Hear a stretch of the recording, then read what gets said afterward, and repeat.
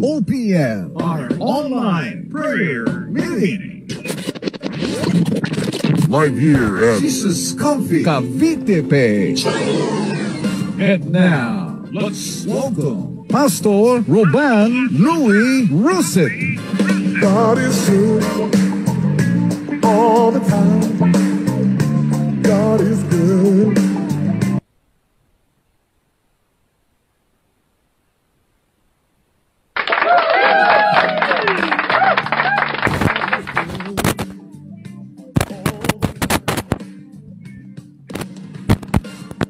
Sound 1, 2, ayan. Grabe yan. God is good all the time. All the time. God is good. Good evening po sa ating lahat. We welcome you sa ating OPM online prayer meeting Mondays to Fridays 7 hanggang 8. O si Pastor Roban ng Jesus Coffee. Mapagpalang gabi sa ating lahat. Ayan, thank you Lord and good evening sa ating mga kapatid. Salamat sa pag-join mo. Kung kayo ay first time, mag-comment lang kayo dyan ng new blessing. At syempre, para sa ating digital evangelism, sabay-sabay po tayo mag-share, mag-tag ng ating mga mahal sa buhay. Praise the Lord! Malinaw ba ang ating boses dyan? Kasi nakadata lang tayo. Meron tayong mga challenges sa ating internet connection. Pero puri ng Panginoon at nakakapag-stream pa rin tayo ng live. Salamat sa Diyos. Ayan, comment lang dyan. Praise God. Binabati natin ang ating mga kapatid joining us tonight. Kay Sister Ingracia Omori, good evening. Kay Girlie, kay Mami Jo, Sister Weng de la Serna, good evening Sis Lola, and Sister Ruth. Salamat at malinaw na comment section. Hindi ko mabasa yung mga comments niya. Hindi ko pa rin ma-share at tulungan nyo na ako magbahagi, mag-share. Sister Montoya, Michelle, good evening. Kay Brother Dingdong, salamat sa Diyos. Okay, tayo ay magpe-pray, hingi tayo ng gabay sa Diyos. Nalangin muna tayo. Praise the Lord. Heavenly Father, kami po nagpapasalamat, nagpupuri sa iyong banal at kataas-taas ang pangalan. Thank you, God. In Jesus' name and by the power of your Holy Spirit, we are coming before you, Lord.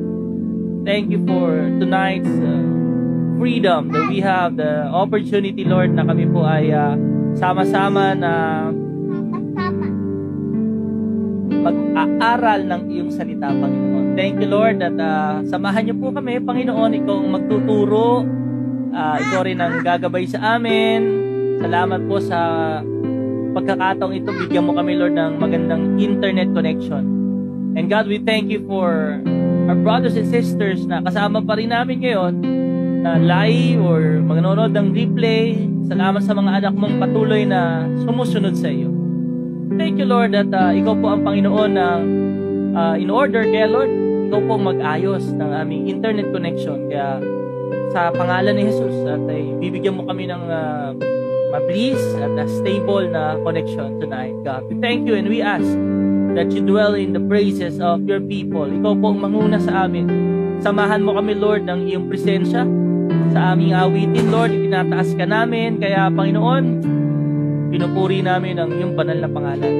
And God, tonight we are opening our hearts to you, God. That we ask in the name of Jesus na itanim niyo po ang salita niyo sa aming mga puso. Ito'y tumubo, lumago at magkaroon po ng maraming bunga, mga bunga na pagbabago, magagandang pagbabago sa aming mga buhay. Panginoon, maraming salamat at lahat ng ito ay tinatanggap namin sa pangalan ni Jesus. Thank you, Lord. Thank you, Lord. Ayan. Salamat sa Diyos.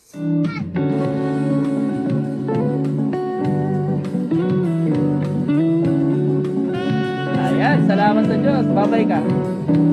Ayan, nabis ka ba? Ayan, thank you, Lord. Yes, hindi pa. Galawin niya na. Salamat sa Diyos. Hello sa iyo, Sister March Herbacio. Good evening. Sa mga kapatid natin dyan sa China, si Ria Quaresma, mapagpalang gabi. Ayan, aawitin natin yung nananabik. Samahan niyo po kami nga umawit sa Panginoon. Thank you, Lord. Thank you, Lord. Hindi pa. Ayan, salamat. Paki-comment yung lyrics natin para makasabay tayo sa amin. Yan.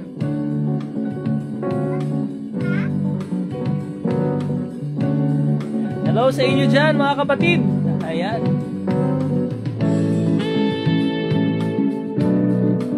Worship muna tayo kay Lord. Thank you, Lord.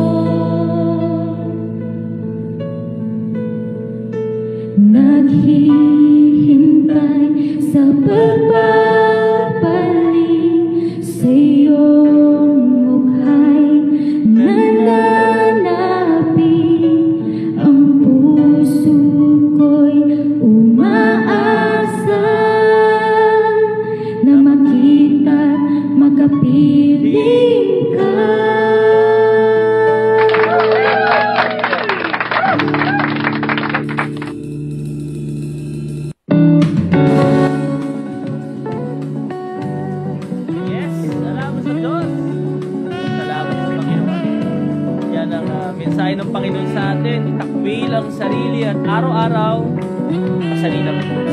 Ayan, salamat sa Diyos sa ating awitin na mapapakinggan niya sa mga social media platforms natin. Sa Facebook, sa YouTube, kaya mag-subscribe, like, and follow para lagi po tayo updated sa lahat ng mga naghahanapan dito sa Praise the Lord! Yung first time comment man dyan, yung blessing, binabati natin si Maya and Brother Herman, kay Sister Cheryl, Brother Randy, Sister Rita Kalahat, Sister Hansel Blancas, good evening po. Salamat sa Panginoon sa iyo, J.S. Raro, God bless you.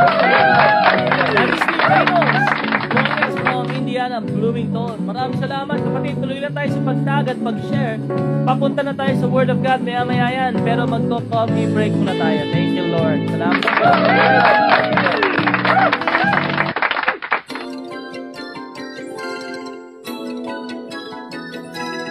Dagdag kalaman, matutuklasan dito sa Coffee Break. That's a good idea! Presented by OPM Online Prayer Meeting.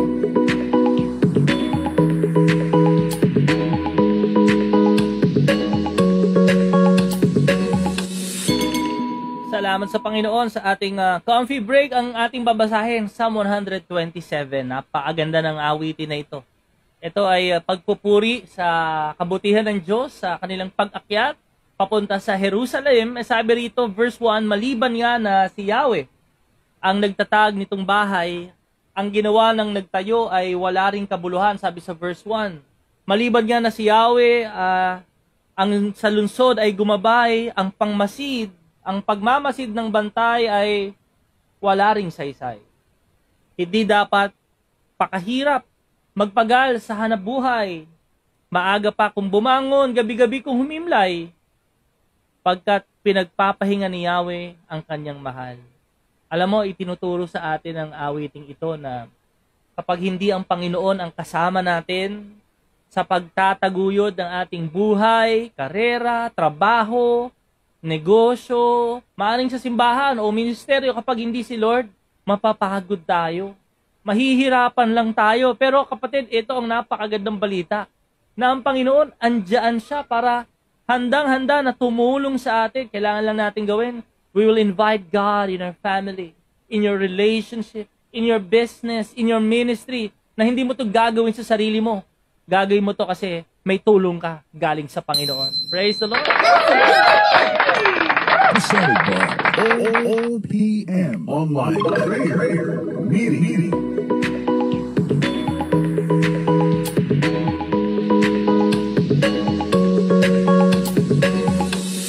Salamat sa Diyos at ngayon ang ating coffee break. Psalm of the day, Psalm 127. Basahin niyo po yan. Maganda. At nangungusap ang Panginoon. Good evening sa inyo, Sister Selena Bawag. Ayan, si Sister Marcel Manzan.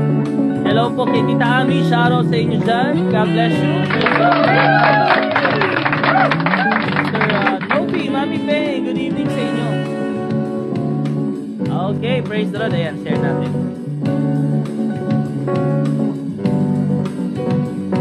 Thank you, Lord. Alright, kuha tayo ng Bible. Buksan po natin ang Bible natin sa 1 Timothy chapter 6. O sa Tagalog, Timoteo chapter 6 verse 11 hanggang 12. Magandang balita, Biblia. Maya-maya, babasahin natin yung announcement lang po. Sa darating na Sunday, magkikita-kita tayo sa ating physical gathering. Praise the Lord. At sabay-sabay na naman tayo magpupuri. Mapagpapasalamat natin ang lahat ng ginawa ng Panginoon. Lord, salamat sa Diyos. At thank you for your support to our ministry. And dyan sa ating Gcash number, ang comment section yung Gcash number for your tithes and love offering. Salamat po sa inyong buhay. At syempre yung mga nag-share, nagtatag, ay talagang na-appreciate natin yan. Yan ay isang puri ng paglilingkod natin sa ating Panginoon. Amen! Okay, basahin na natin ang Word of God, 1 Timothy chapter 6 verse 11 to 12. Ngunit ikaw na lingkod ng Diyos, umiwas ka sa mga bagay na ito. Sikapin mong mamuhay ng matuwid, makadiyos, may pananampalataya, pag-ibig, pagtitiis at kamuan. Ipaglaban mo ng mabuti ang pananampalataya, panghawakan mo ang buhay na walang hanggan. Dahil diyan ka tinawag ng Diyos nang ipahayag mo sa harap ng maraming saksi ang iyong pananalig kay Kristo. Praise the Lord! Salamat sa Diyos, tayo po ay mananalangin. Thank you, Lord, Heavenly Father. Kami nagpupuri. Papasalamat sa iyo, Panginoon, sa gabi ito. Ikaw po ay mangusap at magturo sa amin. Dalangin namin ang karunungan ng gagaling sa langit. Di lamang kami manonood at makikinig. Kaming lahat ay tatanggap at isasabuhay namin ang lahat ng ito. Kaya, Panginoon, magliwanag po ang salita mo. Bigyan mo kami ng pangunawa. Bigyan mo po kami ng lakas para malugod ka sa aming mga buhay. Muli, Lord, lahat ng ito ay tinatanggap namin sa pangalan ni Jesus. Amen. Ayan, thank you, Lord. Thank you, Jesus. Nandito na po tayo sa ating series, ang mga pag-aaral patungkol sa pagkatawag ng Diyos sa atin. Bilang mga mananampalataya, disciples of our Lord Jesus Christ, tayo po'y tinawag ng Panginoon. At ang pag-uusapan natin, saan nga ba tayo tinawag? Alam mo yung pagkatawag niya sa atin may purpose, di ba? Gusto niya na magkaroon tayo ng kapayapaan, tinawag tayo sa fellowship, at ngayon, pag-uusapan naman natin, we are called to eternal life. Tinawag tayo para sa buhay na walang hanggan. Lahat po ng tao siguro, pag tatanungin mo, lalo na sila ay may magandang buhay, maayos at napupunuan ng mga pangangailangan, maganda ang kalusugan. Siguro pag tinanong, syempre, gusto mo bang mabuhay ng matagal? Syempre, lahat tayo gusto natin yan, di ba? Sasagot na, syempre naman, gusto ko mabuhay dito ng mas mahaba. Pero sadly, kahit ano man ang nais natin, gustuhin man natin na mabuhay ng mahaba dito sa mundo, temporal lang ang ating buhay. Ang katawan natin, ang katawang lupa ay nanghihina, nagkakasakit, hindi mabubuhay ng walang hanggan. Meron limitasyon, merong hangganan ang buhay dito sa lupa. Pero ang magandang balita, kapatid, kaya napakaganda nito pag-aralan . Tinawag tayo ni Lord saan? Sa buhay na walang hanggan. Isn't that wonderful? Na kapag iniisip mo sa pananampalataya mo sa Diyos, wow, Lord! So, ibig sabihin, yung buhay ko, hindi lang dito. Imagine that, meron kang pangalawang buhay. At yung second life mo is yun yung eternal life. Doon wala na pong katapusan. Hindi na kailangan ng buwan o ng araw para magsimula ang mga oras. Hindi na siya sakop ng oras. Walang hanggan ang buhay. Alam mo, ang tao ganyan . Sa lahat ng mga napapanood nating movies, science fiction, ayan, makikita mo kung paanong lahat ng paraan gagawin para madugtungan ng buhay. Di ba? May mga magic, may mga drinks na iinumin mo, lalakas ka, hahaba buhay mo. Kasi tayo mga tao, we dream of having long and satisfying life. But sabi ko nga, may anong hangganan . May kamatayan. Pero kaya naging mabuting balita ang pagdating ng ating Panginoong Jesucristo. Itong pinag-uusapan natin is kasi kahit matapos ang buhay natin dito, di natin alam kung kailan, meron pa tayong susunod na buhay. So ibig sabihin, pag namatay ang isang tao na nananampalataya kay Kristo, mabubuhay siyang muli. Hindi siya mawawala or tinatawag na annihilation. Hindi siya maglalaho lamang. Actually, yung tao na yun ay masayang masaya kasi siya ay meron ng buhay na walang hanggan kay Jesucristo sa langit. Praise the Lord. Kaya alam nyo, kung maintindihan lang natin kung gaano kaimportante ang buhay na walang hanggan, hindi mo ito pagpapalit sa anumang bagay sa mundong ito. Kasi totoo, tayong lahat, mga kapatid, 100% ang survey, lahat mamamatay. Lahat tayo magkakaranas ng katandaan. Pero hindi yun nagbibigay ng kalungkutan sa atin kasi alam natin na ang mga nananampalataya kay Kristo magkakaroon ng buhay na walang hanggan. Kung saan dito tayo tinawag. Alam mo yun, yung mga tao na ang pag-asa lang ay sa mundong ito, yun ang pinakakawawa, sabi ni Apostol Pablo. Kasi kung ang pag-asa natin ay hanggang dito lang, na temporal, may hangganan, mawawala na rin tayo ng pag-asa. Kaya bilang mga anak ng Diyos, ang pag-asa natin ay nasa buhay na walang hanggan. Napakaganda ng word na eternal life. Yung word na life, it means ito yung Zoe life. Absolute fullness of life ang ibig sabihin. Kabuuan, lubos-lubusan, ganap, kasiyasiyang buhay. At alam nyo, sa buhay natin dito, parang hindi pa perfect, hindi pa full, di ba? May pagkukulang, may nawawala. Kaya alam mo, napakaganda, ito binibigay sa atin ng Panginoon. Itong Zoe life is the life that belongs only to God. At ibinibigay niya sa atin, hindi lang bastang life, ang sabi niya, eternal life. Yung eternal without end. Imagine mo yun, ng punong-puno ng buhay, tapos walang katapusan. Dito tayo tinawag ni Lord. Yes! Kaya alam mo, may kagalakan lagi sa puso natin, kahit may mga problema, pagsubok. Kasi alam natin na ang buhay natin dito, hindi forever. Merong mas magandang buhay na naghihintay sa atin. Amen! 1 Timothy chapter 6 verse 12, it is a letter of Paul to Timothy. Si Timothy po ay isang pastor na itinalaga sa Ephesus. Ang daming mga miyembro nito, nasa 50,000 ang mga tao noon. And may mga matatanda pa sa kanya. Kaya Paul was writing to him, giving him instructions kung paano ba maging lingkod ng Panginoon, how to lead, how to live a Christian life, how to please the Lord. Sabi niya rito sa verse 12, ipaglaban mo ng mabuti ang pananampalataya, panghawakan mo ang buhay na walang hanggan. So kung tayo po ay merong panghahawakan sa ating buhay, yung word na hold on, hold fast. Ibig sabihin nun na hindi mo bibitiwan. Hawak mo lang siya kahit saan ka magpunta. Sa kamandali ng buhay na to. May trabaho ka, hawak mo pa rin yung eternal life. Hawak mo yun. Kasi doon tayo tinawag Mag-asawa ka man, ikaw ay magpunta sa ibang bansa, sa ibang lugar ka dalhin, magpalit ka man ng propesyon, ng mga kaibigan. Kapatid, panghawakan mo ang buhay na walang hanggan. Alam mo, kapag naunawaan mo to, ito ay magbibigay sa atin ng absolute security sa buhay natin. Na tayong lahat, tayo ay merong kapayapaan sa puso, na kahit anong mangyari sa mundong ito, kahit anong mangyari sa trabaho natin, anong mangyari sa negosyo mo, sa iyong karera, alam mo, ang buhay natin, hindi lang dito, merong magandang buhay na naghihintay sa atin. Yun yung eternal life. Sabi niya, panghawakan mong mabuti. Sabi niya, dahil dyan ka tinawag ng Diyos. And imagine that, God is calling us to eternal life. Ikaw, ako, tayo mga mananampalataya, hindi pwedeng ang mga mata natin nandito lamang. Alam mo, may naghihintay sa ating buhay na walang hanggan. Nakakalungkot kasi minsan parang ang mga anak ng Diyos, para bang yung buhay nila hanggang dito na lang.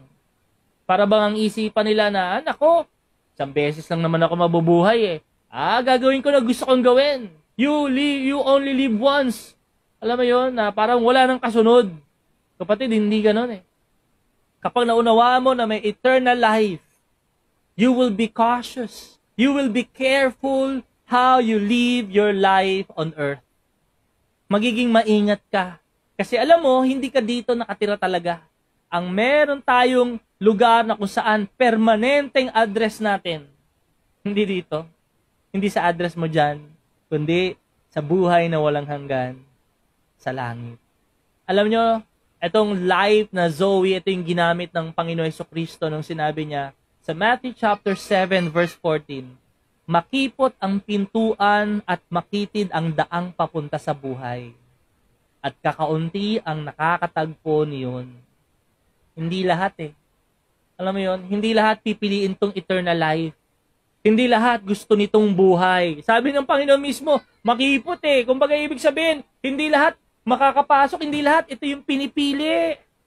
Kakaunti nga lang ang pumipili dito Makitid yung daan papunta sa buhay. Yun yung word, Zoe. At kakaunti ang makakatagpo na yun. Pero maluwag ang daan. Saan? Patungo sa kapahamakan. At doon maraming dumadaan. I pray, Piliin mo mabuhay at pumasok ka sa pintuan na nagbibigay ng buhay. Piliin natin na tayo nga ay tinawag ng ating Panginoon Hesus para sa buhay na walang hanggan. Etong 1 Timothy chapter 6, nung sinabi niya, yung kay Timothy na panghawakan niya. Bakit? May nangyayari po kasi sa mga Kristiyano. Babalik tayo dun sa mga naunang verses. Ito kasi yung nangyayari. 1 Timothy chapter 6, verse 11. Ayan, basahin natin yung verse 11. Sabi niya doon, ngunit ikaw na lingkod ng Diyos, umiwas ka sa mga bagay na ito. Sikapin mong mamuhay ng matuwid, ng maka-Diyos, pananampalataya, pag-ibig, pag-tiis at kaamuan. Meron daw iiwasan. Para mapanghawakan nating maigi yung buhay na walang hanggan, kailangan meron tayong iiwasan. And this is our point number 1, flee. Flee. Iwasan mo. F-L-E-E. Ang ibig sabihin nito, to escape safely out of danger. Kapahamakan kasi to. Ibig sabihin, kapag nakita mo to, nako, iiwasan ko to. Mapapahamak lang ako dito.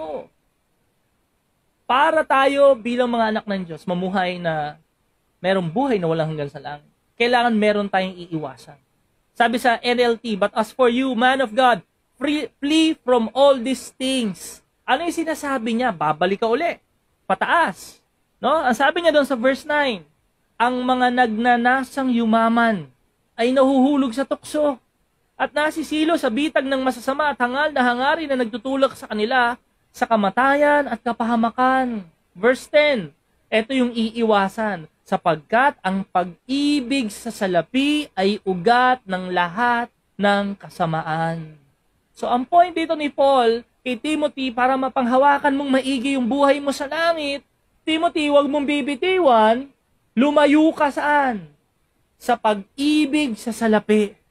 Kasi yan ang ugat ng lahat ng kasamaan. Hindi sinabing lumayo ka sa salapi. Kailangan natin ng salapi. Pambayad ng bills, pambili ng pagkain, pambayad ng mga pangangailangan natin. Ang sinasabi rito ni Paul kay Timothy, Timothy, may mga anak ng Diyos, may mga mananampalataya kasi na hindi sila nabubuhay ng kalugod-lugod sa Panginoon sapagkat binitiwan nila ang buhay na walang hanggan. Nabuhay sila at ang pinanghahawakan nila ay ang pananalapi.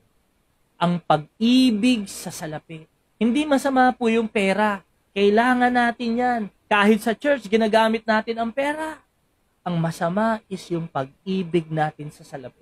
Sabi niya, yan ang ugat sa lahat ng kasamaan. Dahil sa paghahangad na yumaman, may mga taong nalayo sa pananampalataya at nasasadlak sa maraming kapighatian. Kasi nga, ang pag-iisip ng mga Kristiyanong ito, ay nako, hanggang dito lang yata ang saya sa mundo. So, piliin na natin maging masaya. Gawin na natin gusto nating gawin. Mag-focus na lang tayo sa pagpapayaman. Ano nangyari sa paghahangad nilang yumaman? Nalayo sila sa pananampalataya. Nalayo sila dun sa relasyon nila sa Panginoon. Ito nga, bigay siya na example, 2 Timothy chapter 4 verse 10. 2 Timothy 4:10, iniwan na ako ni Demas dahil sa kanyang pag-ibig sa daigdig na ito. Si Demas na lagi nilang kasama sa service. Si Demas na naglilingkod sa Panginoon. Kasama ni Pablo, pakinggan mo to. Nagsimula si Demas, si Paul na on fire with God. In service to our Lord. Pero dahil pag-ibig sa salapi, sa daigdig na ito, ang laman ng puso ni Demas, tinalikuran niya ang paglilingkod. Iniwan niya si Pablo. Well, you see, that is possible. Kaya sabi rito, dito tayo tinawag eternal life eh. Maaring sa mundong ito, kapatid, hindi mo matikman ang masasarap na pagkain. Maaring sa mundong ito, hindi mo man maabot ang napakagandang pangarap mong mansyon, o sasakyan, o property, okay lang yun. Kasi hindi ka tinawag para mabuhay lang sa mundong ito. Tayo yung tinawag para mabuhay ng walang hanggan sa langit. This world is not our home. Masisira ang lahat ng bagay. Sabi ni Peter, putupukin ng apoy kahit gaano kaganda, mawawala itong mundong ito. Kaya alam nyo, napakaganda ito para sa atin eh. Na yung puso mo, hindi mo ilalagay dito. Kundi sa pagkatawag ng Diyos sa iyo sa buhay na walang hanggan. Hindi na tayo magtatrabaho. Hindi ka na magbi-business. Gawin mo pa rin yan. Pero iwasan mo, lumayo ka kapag minamahal mo na yung salapi. Na para ang lahat na lang ng priority mo, number 1 lagi is kumita ng pera at nakalimutan mo na Kristiyano ka pala, may buhay na walang hanggan. Na patungkol lahat sa buhay mo ay patungkol na lang sa salapi. Ito yung sinasabi ni Pablo, you escape. Flee. Safely. Bakit? Kasi baka malugmok ka dyan. At magbibigay yan sa'yo ng kapighatian. Sa paghahangad mong yumaman, ang focus mo na lang ay kumuha at magkaroon, mag-acquire. Nako, lumayo na tayo sa pananampalataya. Remember when Jesus said in Matthew 6:24, walang alipin makapaglilingkod sa dalawang Panginoon. Ano yung Panginoon na isa? Hindi nyo maaring paglingkuran ang pareho ang Diyos at ang kayamanan. If we will choose to live for eternal life, we must flee from the love of money. Alam mo yun, kailangan talaga lumayo tayo dito. Hindi mo lalayuan ng pera. Kapag inuunan mo ang Panginoon, sabi siya Mark 6:33, seek first His kingdom and His righteousness, and all these things will be added unto you. Lahat ng pangangailangan mo, susunod na yan sa'yo. Unahin mo lang si Lord. Mali yung iba. Nagkakaroon ng kabaligtaran sa kanilang priorities. Inuuna yung mga bagay sa daigdig na ito at hinuhuli ang Diyos. Kaya naman they end up pursuing, seeking, chasing after money, after the things of this world and forget about God. Kaya alam mo, check natin yung puso natin, examine natin. Teka, sino nga bang number 1 sa buhay ko? Flee from the love of money. Pangalawa, ang sabi ni Paul sa Amplified Bible, doon pa rin tayo sa 1 Timothy chapter 6. Sabi niya sa verse 12, aim at and pursue righteousness. So, we will flee from the love of money. Number 2, pursue. Ayan. Ito yung naisin natin. Ito yung hangarin natin sa buhay. Ano daw? Righteousness. Alam niyo yung righteousness, it is our right standing with God. Yung pursue, ibig sabihin, to press on. Alam mo yun na, ito yung maging goal natin. Ito yung maging destination sa lahat ng gagawin natin.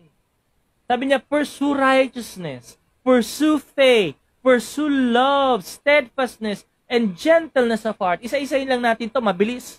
Una, yung righteousness. Ang gusto ng Panginoon, talagang tayo mabuhay with purity of life. Alam mo yun? Na tayo makita natin, ano ba yung marumi sa buhay ko, Lord? Linisin nyo nga po ako. Kung ano yung mali sa buhay ko, itama nyo nga po, Panginoon. Ito yung tingnan natin Ito yung pagtuunan natin ng pansin. Bakit? Kasi ito yung magbibigay sa atin ng magandang paghahanda para sa buhay na walang hanggan. Kaya alam nyo, mga kapatid, yung pamumuhay ng may integrity, kung ano yung sinasabi ng salita ng Diyos, sinasabuhay natin, kapatid. Kung ano yung sinishare mo sa Facebook, ginagawa mo. Grabe yan. Ang tindi niyan. Yan ang ating ipopursue. Ano pa? Godliness. Ibig sabihin talagang yung fear of God. Na maging tulad tayo ng ating Panginoon Jesucristo. Ano pa? Faith. Nag-increase ba yung faith natin? Lumalago ba tayo sa faith natin? Praise the Lord, may Bible study tayo. Praise the Lord, may online prayer meeting. Napakagaling ni Lord, di ba? Pag-aralan mo yung salita ng Diyos, umatin ka sa mga gawain, ito yung ipopursue natin. Ito yung hahabulin natin. Why? Kasi paghahanda ito sa buhay na walang hanggan. Pakinggan mo to. Kung ang salita ng Diyos, listen ay ang paraan para mangusap ang Diyos. Kung ang panalangin ay paraan para makausap natin ang Diyos. Communication both ways, Word of God, nagsasalita siya sa atin. Yung prayer, nagsasalita tayo, nakikipag-usap, may relationship. Kung yan ay ang paraan para to communicate with God and God communicating to us, kapag hindi mo to mahal, kapag wala kang interest dito sa salita ng Diyos at panalangin, kapatid, sa langit nandun si Jesus. Kapag hindi ka interesadong makausap si Jesus dito at marinig siya, malamang hindi ka na rin interesado pagdating sa langit na makausap siya. Hindi tayo magiging masaya sa langit pag ganun. Kaya alam niyo, i-check mo, teka nga, tunay nga ba akong naligtas? Born again nga ba ako? Pinanganak na ba ako muli? Kasi yung mga baby, yung mga spiritual babes, ako, gustong-gusto yan ng gatas. Makikita mo na, gustong-gusto ng Word of God, gusto laging makinig, nagugutom sa salita ng Diyos. Diba? Kaya yung faith natin, napaka-importante na we love God habang nandito pa tayo sa earth. Kasi kapag hindi mo mahal ang Diyos, paano mo siya mamahalin pagdating sa langit? Ano pa ang silbi ng ganda ng lugar, ng gintuan, ang daanan, ang mga pinto ay perlas. Ano pang ganda ng lugar kung hindi mo gusto yung makakasama mo? Diba? Subukan mo, mag-travel ka, sama mo kaaway mo, masaya ka? Mag-travel ka, punta ka doon, tapos kasama mo yung mga kinaiinisan mo. Hindi ka mag-enjoy. You see, there's need to be a examination of our hearts. Teka, Lord, nga no, nag-enjoy ba ako sa presence mo? Pero yung sa kabilang banda, yung mga, Lord, gusto kitang makita, gusto ko maranasan, mayakap, sumamba sa'yo. Kapatid, pagdating sa langit, tuwang-tuwa tayo lalo. Kasi makikita na natin yung mukha niya eh. Kasi dito parang may blurred eh, di ba? Parang, hindi ko masyado makita si Lord. Nararanasan ko siya, pero gusto ko pa siyang mayakap. Pero, bakit kaunti lang? Pagdating sa langit, kapatid, pwede mo siyang maranasan. Kaya alam mo, ito, kailangan nating mag-focus ditong, ito yung i-pursue natin eh. Yung love, yung pag-ibig. Kasi, God is love. Pag wala tayong pag-ibig, paano natin sasabihin na nasa atin ang Diyos? Patience. Pagtsatsaga, pagtitiis. Pinag-usapan natin yan nung Sunday. Ano pa? Yung word na meekness, ibig sabihin gentleness. Mildness or yung pagiging, gentleness and meekness. So, ito yung ipurpursue natin. Ito yung hahabulin natin, kapatid. Ito yung magiging goal natin sa buhay. Bakit? Kasi ito yung mga tao na may buhay na walang hanggan. Sa amin mo lang, no? Kung ako nga ay may buhay na walang hanggan, dapat ang hinahanap ko ay mga buhay na, ang mga bagay patungkol sa buhay na walang hanggan.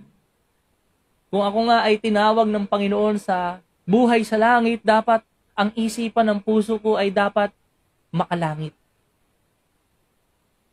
At hindi makamundo. Hindi mga material na bagay lamang. Kundi ang una sa aking buhay ay ang buhay na walang hanggan. Doon ko itutuon ang aking paningin, ang aking isipan. Panghuli, ang sabi niya, fight. Sabi niya sa Tagalog, ipaglaban mo. Ayan. Nang mabuti ang pananampalataya. Number 1, yung flee. Pangalawa, pursue. Pangatlo, dahil tinawag tayo sa buhay na walang hanggan, sabi niya, ipaglaban mo. Fight. Alam niyo itong word na fight na ito, napakaganda nito. Parang sumali sa contest. Ayan, napakaganda. Yung Greek word niya is agonizomai. Ayan. Alam mo, nilalaban to sa engagement sa military ko, military wars. May conflict, nakikipaglaban talaga. Sabi niya, ipaglaban mo ng mabuti ang pananampalataya. Ano daw ipaglalaban natin? Fight the good fight of faith. Ang word yung fight, it means to struggle with difficulties and dangers. Kasi totoo eh. Tayong mga may buhay na walang hanggan, galit sa atin si Satanas. Galit sa atin ang kaaway. Kasi sa langit tayo pupunta, doon siya galing eh. Tapos siya sa impyerno. Kaya ang gagawin niya, mga kapatid, yung mga tao, gagawin niyang busy. Para hindi sila maging conscious na may buhay pala sa langit. Kasi when we hear the word eternal life, para bang siguro pag mga 60, 70, tsaka na ako magcha-church. Tsaka na ako magseseryoso kasi malapit na akong mamatay. May mga ganun eh, di ba? Pero ang totoo, ang kinabukasan hindi naman sigurado. Kaya wag daw tayo magmamalaki, sabi ng kawikaan. Kaya alam niyo, ito si Satan, ginagawa niyang busy mga tao, distracted. Alam mo, kaya pump up yung social media. Talagang hype na hype ang social media. Lahat ng tao nasa social media para makalimutan natin, madistract tayo sa tunay na laban. Ang laban, hindi physical, kundi spiritual. Ang kalaban natin, mga pinuno. Sabi ng Ephesians 6:12, we are against principalities, against powers, the rulers of the darkness of this age, spiritual hosts and wickedness in the heavenly places. Di mo napansin? Mas marami tayong oras sa Facebook kaysa sa Bible. Mas marami tayong oras sa pagbabrowse ng social media. Hindi ka nagpe-pray. Why? It is the work of the enemy. That's why we need to fight the good fight of faith. Maglingkod tayo sa Diyos. Sobra tayong busy sa mga bagay sa mundong ito. Wala tayong panahon makapaglingkod. Wala tayong panahon mag-focus to grow and fight the good fight of faith. Minsan nga yung battle, yung laban, hindi lang kay Satanas, minsan sa sarili natin. Pero sabi ni Paul, fight the good fight of faith. Ano sabi niya sa Romans 8:6-8? Ang pagsunod sa hilig ng laman ay naghahatid sa kamatayan. Ngunit ang pagsunod sa Espiritu ay nagdudulot ng buhay at kapayapaan. Minsan naglalaban yung laban, hindi lang panlabas pangloob Mga sarili natin, kalaban natin, ang struggle natin, sa laman natin. Mas pinipili natin yung gusto natin kaysa sa gusto ng Panginoon. Mas sinusunod natin yung kalooban natin kaysa sa kalooban ng Diyos. Kaya anong nagiging resulta? Kamatayan. Pero kapag sinunod natin ang Espiritu, nagdudulot ng buhay at kapayapaan. Kaya sabi sa verse 7, kaya nga, kapag itinutuon ng taong kanyang pag-iisip sa mga hilig ng laman, siya'y nagiging kaaway ng Diyos. Sapagkat hindi siya nagpapasako sa batas ng Diyos at sa sadyang hindi niya ito magagawa. Ang nabubuhay ayon sa hilig ng laman ay hindi maaaring kalugdan ng Diyos. Magkalaban talaga yung Espiritu ng Diyos tsaka yung laman natin. Sinasabi ng Espiritu ng Diyos, umatin ka OPM, 1 oras lang yan. Hindi, manonood ako Netflix, mga 5 episode. Ilang oras yun? Sinasabi ng Panginoon, mag-pray ka, ipag-pray mo si ganito. Hindi, Lord, magbabrowse na lang ako ng Facebook. Iba. Alam mo yun, sabi ng Panginoon, umatin ka sa gawain, may physical gathering. Hindi, Sunday yan, long weekend, pupunta ako sa ganitong lugar. Hello? You see, magkalaban yan. Pero ang sumusunod sa Espiritu, ang bunga nito ay buhay at kapayapaan. Itong buhay na walang hanggan, kapatid, hindi mo ito makakamtan sa sarili nating gawa. Sapagkat lahat tayo nag-fail, lahat tayo bagsak, hindi nakaabot sa kaluwalhatian ng Diyos. Ito'y ibinibigay sa atin ng libre. Hindi tayo karapat-dapat. Even we are not worthy people. We deserve the punishment of God because we are rebellious people. We are disobedient to God. Pero, sabi niya, anak, tinatawag kita sa buhay na walang hanggan. Ito'y libreng kaloob.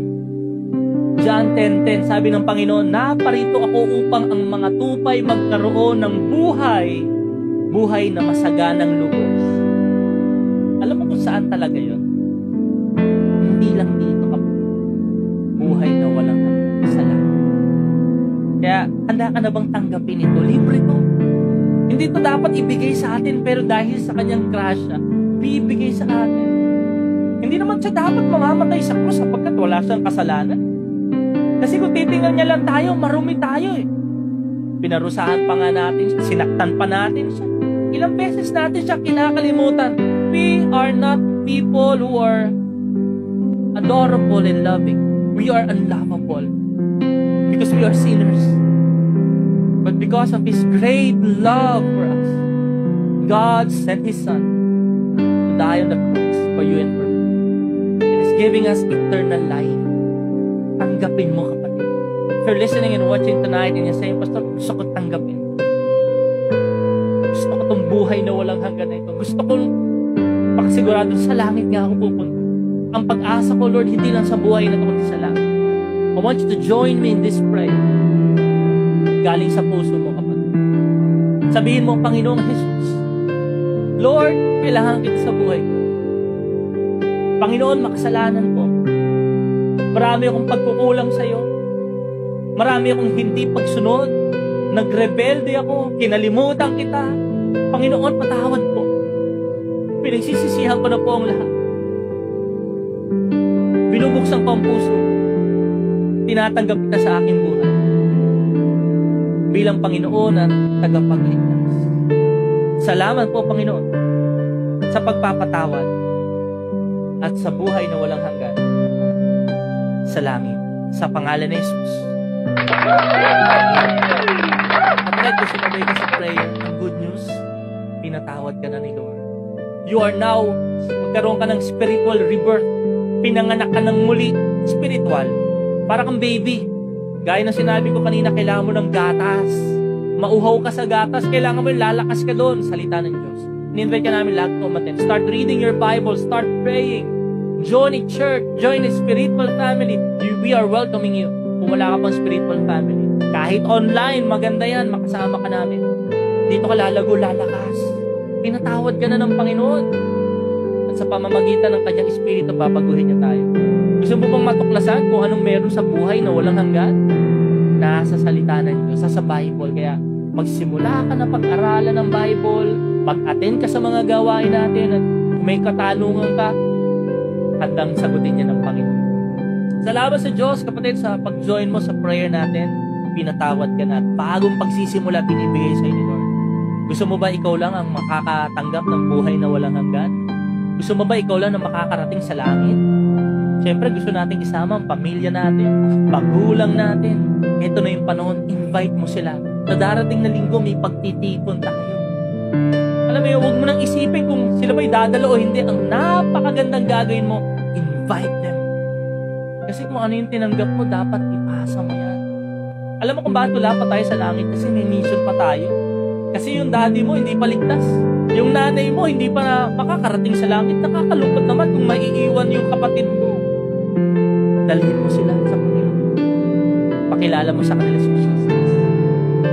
Ang Panginoon na ang bahalang magbukas sa kanilang puso. Kaya salamat sa Panginoon sa buhay mo, kapatid. Thank you for joining us. In 5 minutes, we're done. But before we end, let us pray one more time. Heavenly Father, thank you for your word and your blessing. Thank you for your goodness and mercy. God, thank you for eternal life. Kami ang pinakamayaman kasi kung ano yung meron kami, hindi kayang bilhin ng kahit anong salapi, kayamanan ng mundong ito. At yun ay ang buhay na walang hanggan. Kaya Panginoon, tulungan mo kami na lumayo, iwasan ang pag-ibig sa salapi. Kailangan namin ng salapi, Lord, pero ikaw ang number 1 sa puso namin.